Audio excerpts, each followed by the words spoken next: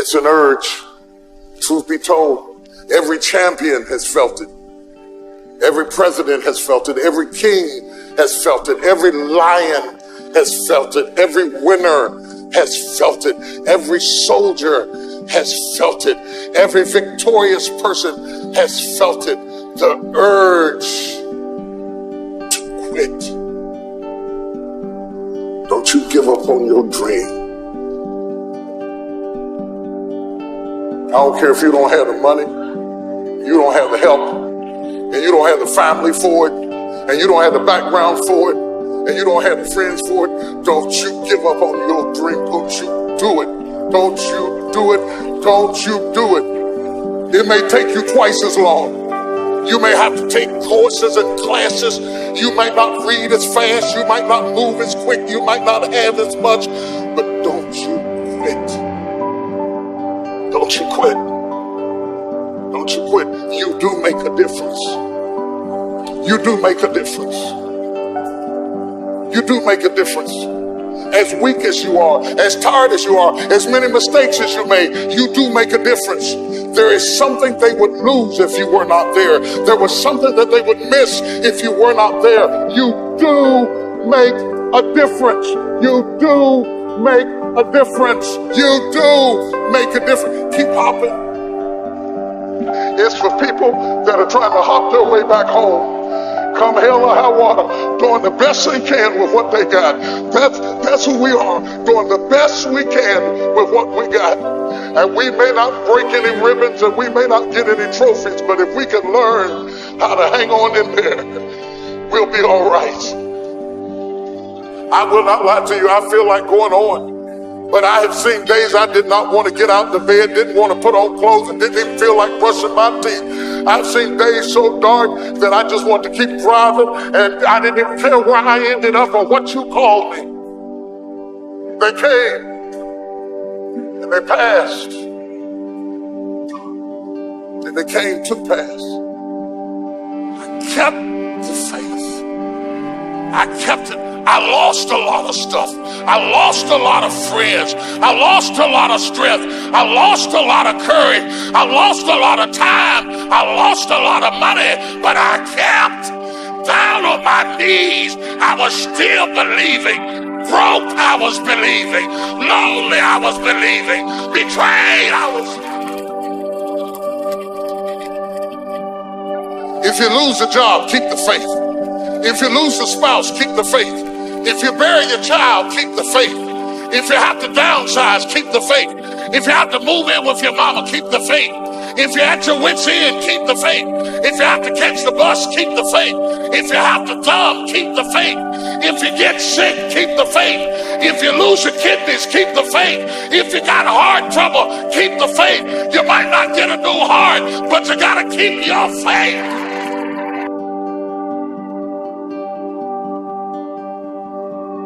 When I first started telling jokes, I made $25 a night.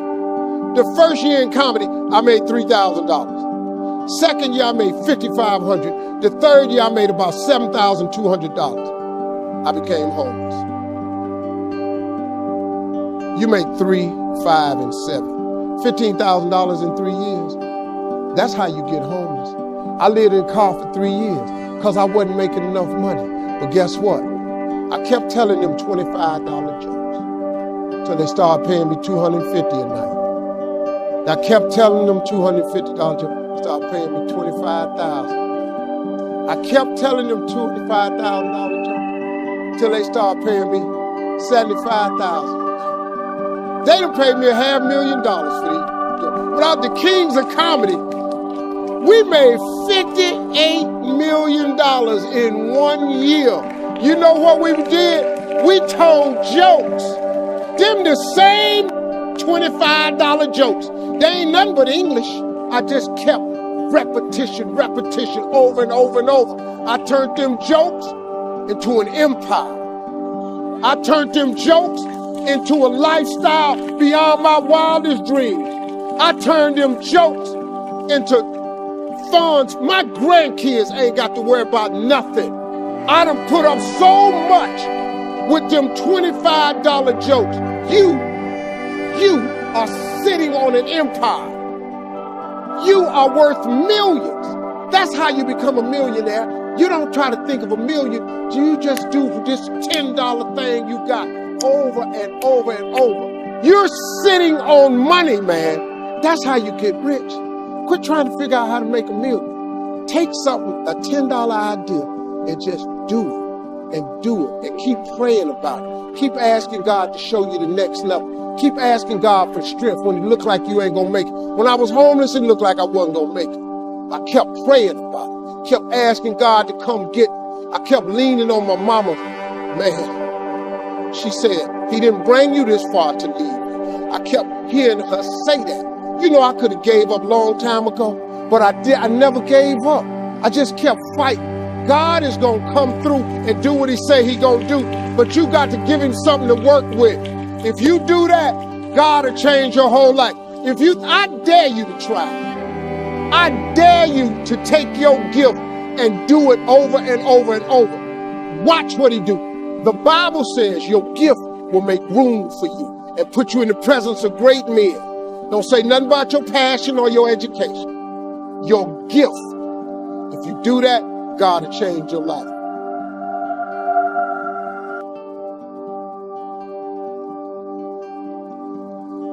Your mind has a tactical advantage over you at all times. It knows your weaknesses, it knows your strengths, and it will guide you into your nice comfort zone. We have to reprogram our mind to get a different vantage point so that you know how to be in charge of yourself versus your mind being in charge of you. But let's say I'm training for a 100-mile race and I get to mile 50 and I feel like and like everybody else, my mind gets soft. Why? Because I'm human. I'm not some damn, hybrid creature that was formed from the heavens above. No, not human. I suffer. I'm uncomfortable. I don't like it. So my mind starts to get weak and we start to forget about how badass we are. So basically what I do here is you have to make sure that your mind doesn't become spastic. When it's suffering, when it's in pain, all it wants to do is find the easy way out, which is usually quit. If you quit, the pain goes away immediately. You gotta give yourself enough energy and fuel in your mind to stay just a little bit longer so you can talk yourself into staying for the whole thing. And this is how it works. Most of us never start anything cold. If you're gonna go to college, you gotta study your ass off. But what happens is, in that moment when we need self-talk, when we're failing and we're in our worst spot possible, we forget all the build-up to where we're at today. We forget how much work we put in. We forget that we put years, maybe not into making these dials, but to getting where you're at today. To become this person. To be in a position to make this money, whatever you want to make, whatever you want to do in your life.